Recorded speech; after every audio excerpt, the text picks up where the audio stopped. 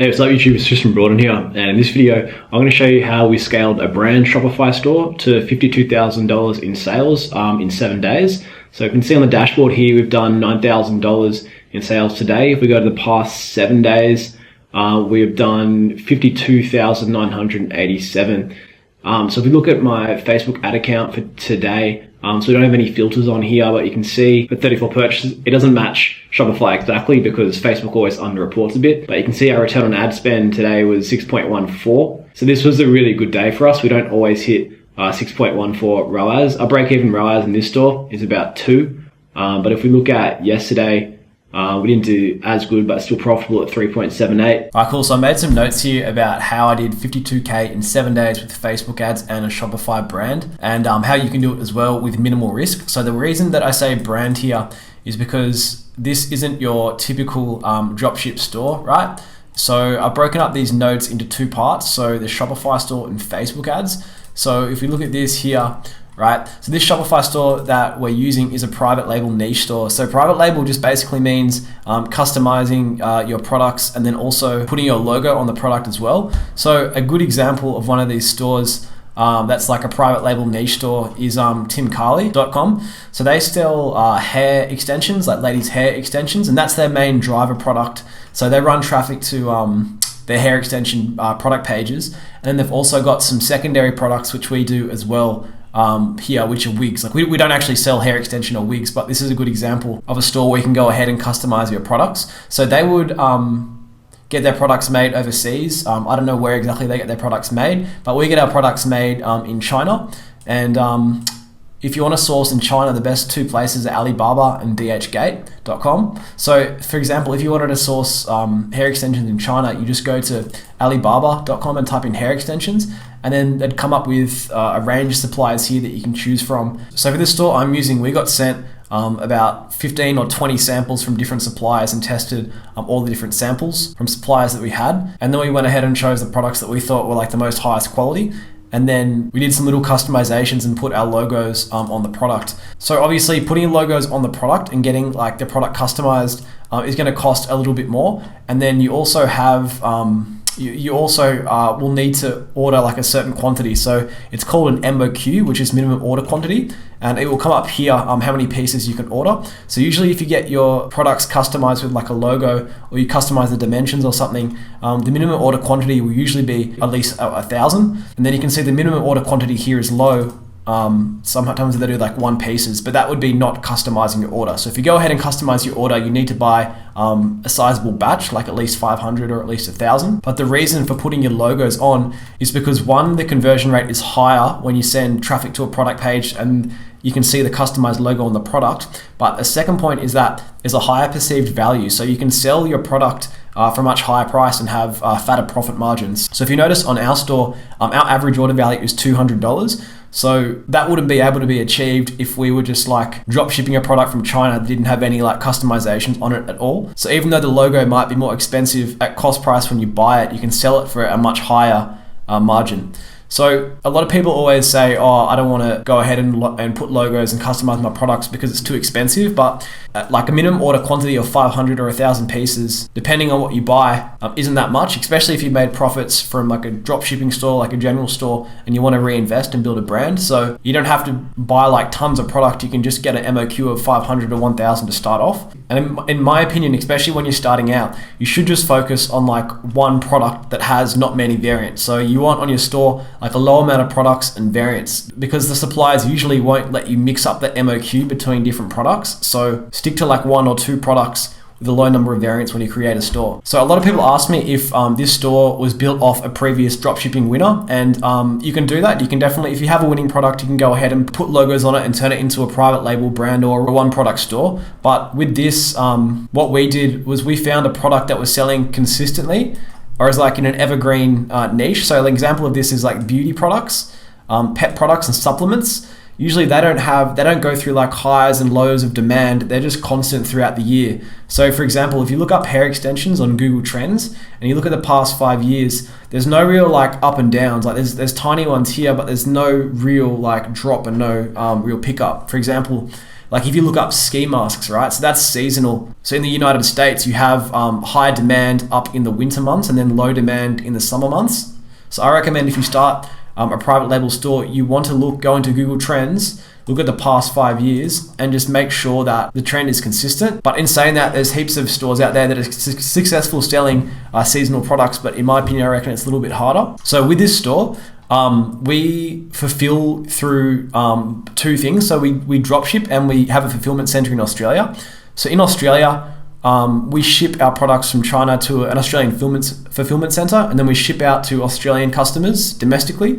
And then we're just starting selling to the USA, and through that, we're actually going to drop ship our products straight from our Chinese fulfillment center to the USA. Ideally, what we'd like to do is just drop ship from China everywhere, all over the world, including Australia. But the shipping costs from China to Australia are quite high. So we need an Australian fulfillment center, but there's plenty of Chinese sourcing agents and Chinese fulfillment centers that will drop ship private label products straight from China. So with our store, it's customized. I don't think this is needed. You don't really need like a customized store, but we did it anyway. So we basically customized the header, the footer and font of a store. So if you want to go to that length, then you just go on Upwork and you just type in like Shopify developer, and you'll be able to find developers who can build on top of like an existing theme. So that's what we did. And then to be honest, like the theme isn't that important. What's the most important part about having like a private label store is photos of customers using the product on your store, or like influencers who are using the product on the store. And to do that, it's pretty easy. Either get your friends to use the products and take pictures of them, or you can do outreach to Instagram influencers who don't have that many followers, and ask them if they would take a private photo in exchange for the product. So they don't even have to post it on their Instagram. The reason you just want it is for the conversion asset on your site, because if you have like good looking people on your site using the product, this will increase the conversion rate. They don't have to be good looking. It all depends on like who you're targeting. So that's the Shopify store in a nutshell. So the Facebook ads part is a little bit different than what we normally do if we're sending traffic to just like a drop shipping store, right? So yeah, just like drop shipping though, 90% of our cold traffic, which means people who have never been marketed to, people who don't know anything about us, they come from Facebook ads.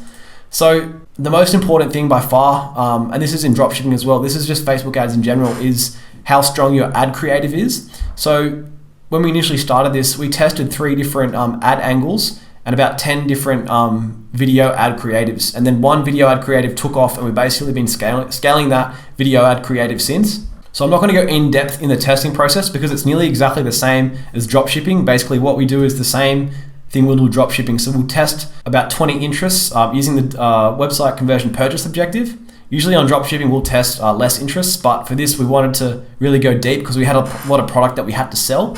And so what we did when we initially started driving traffic to this store, we initially sent traffic to our product pages and collection pages. And like the results we got from this were like, okay, like we were sort of breaking even on cold traffic. Some of our ad sets were profitable, but overall, like the results weren't great. So what we did was we created a pre-sale page, which I'll talk about in a second. So we split tested traffic going from our pre-sale page against traffic going to our collections page.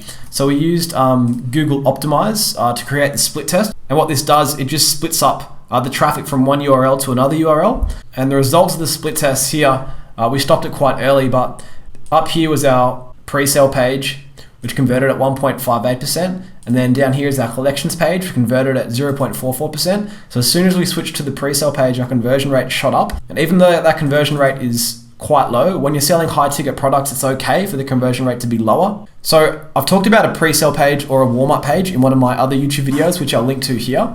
But it's basically a page that soft sells the prospect and educates them rather in like selling to them. So a good example of a pre-sale page that does like a lot of revenue, that I think they do about 8 figures or more a year, is the Boom by Cindy Joseph page. So they split test a lot of these pre-sale pages, but they're basically sending all of their front end cold traffic to a page like this, which is like 5 tips for embracing natural hair. So this site sells like makeup for like older ladies, but they run all their traffic to here, and like these 5 tips like educate the prospect and put them in a conversation, and they're not trying to sell to them. But then at the end of the article, it kind of transitions into selling, and then it goes into like social proof. So it says like who's using the product, and then it comes down here and it sells the products at the bottom. So a pre-sale page just basically starts off with content and then transitions into a pitch. Whereas if you send them directly to a collections or product page, it's just like an immediate pitch.